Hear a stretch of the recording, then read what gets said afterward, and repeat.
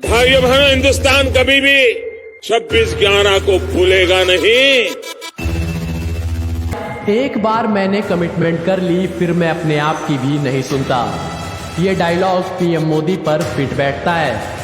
आपने 26/11 मुंबई हमले के मास्टरमाइंड डेविड हेडली का नाम सुना होगा, लेकिन आप अभी उस शख्स से अनजान हैं जो इस पूरे हमले में डेविड हेडली का सबसे बड़ा सहयोगी था।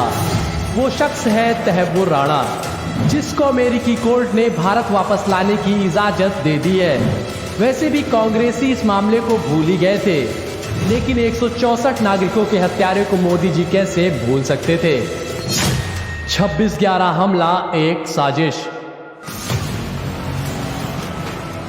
26/11 हमला सिर्फ एक आतंकी हमला नहीं था। पाक से आए आतंकियों के हाथ में कलावा होना और दिग्विजय सिंह का 26/11 आरएसएस की साजिश नाम की एक किताब का विमोचन साफ दिख रहा था कि हिंदुओं को बदनाम करने की साजिश रची जा रही थी।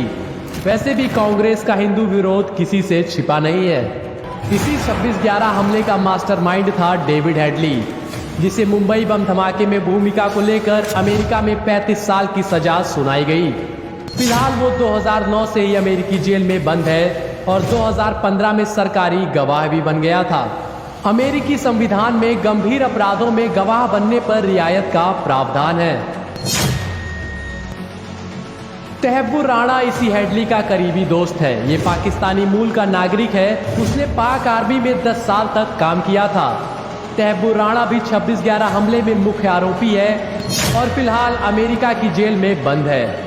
लेकिन हमारे देश के इतने सारे नागरिकों को मौत के घाट उतारने वाले आरोपी के लिए इतनी सजा काफी नहीं थी। उसे सजा देने के लिए भारत लाना भी जरूरी था।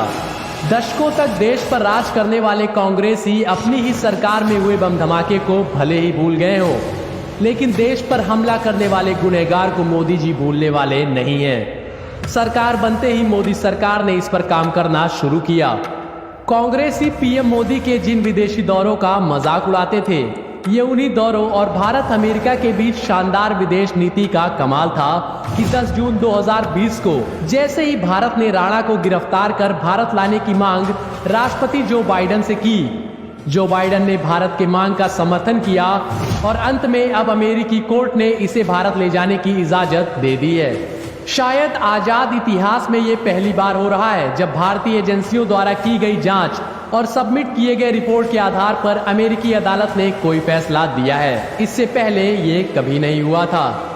अदालती प्रक्रिया बेहद धीमी होती है, ये बात हर किसी को पता है। मोदी सरकार लगातार इस आतंकी को भारत लाने की दिशा में काम कर रही थी और ये सफलता उसी का प्रमाण है। याद दिला दें कि 26/11 हमले के बाद सेना द्वारा सर्जिकल स्ट्राइक का सुझाव देने पर भी मनमोहन सरकार ने क्यों इग्नोर कर दिया। इतने लोगों की मौत के जिम्मेदार पाकिस्तान पर स्ट्राइक से कांग्रेस को परहेज क्यों था। सवाल ये भी है कि जो कांग्रेस अपनी सरकार के समय खामोश हो गई, उसने मोदी सरकार की जवाबी कार्रवाई में की गई सर्जिकल स्ट्राइक के सबूत मांगने का अधिकार किसने दिया। क्या कांग्रेसियों को सबूत मांगने से पहले अपने गिरेबान में झांक कर नहीं देखना चाहिए था।